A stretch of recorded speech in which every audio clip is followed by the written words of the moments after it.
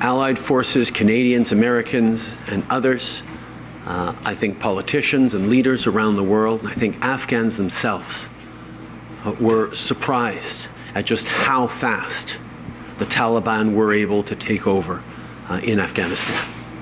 Over the past number of months, we have been working to get as many people out as possible, but I think a lot of people on the ground and around the world thought there would be more time. We accelerated our processes over the past number of weeks and months.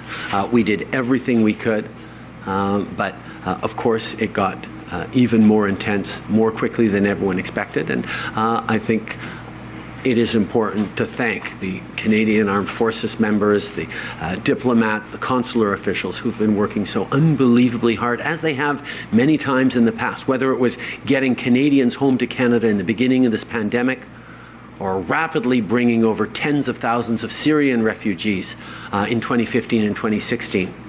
Canadians continue to step up, especially right across the country, to welcome people fleeing violence and terror into our country, into their new country, into their new homes. We're hearing more and more just horrific news about the desperation of people trying to flee Afghanistan, and particularly our allies. Again, just so folks understand the severity of what's going on, or the seriousness of what's going on, these are allies that put their lives at risk to support our Canadian forces. And these folks are now faced with real serious danger to their lives and their families' lives. And we promised that we'd have their back. And the reality is, at this point, Justin Trudeau has failed them.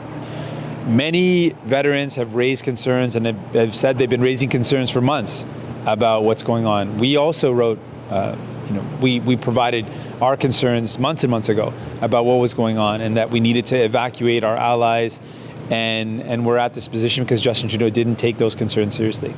At this point, I can just say we need to do everything possible to work with our allies to support getting anyone and everyone that we can support to get out of Afghanistan at this point, and with a particular focus on our allies and those that supported our forces. This is a very somber ending chapter to a somber war in Afghanistan.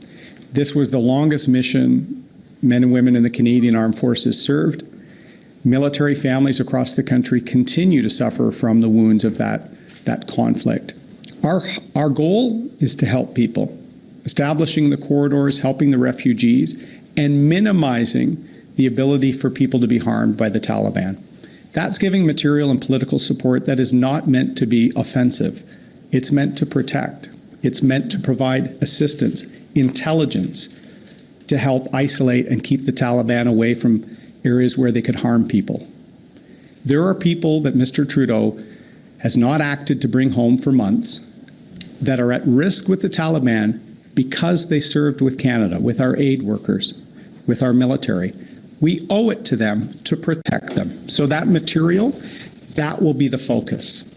Helping provide hope, helping provide a way out of the chaos in that country, and helping to save lives.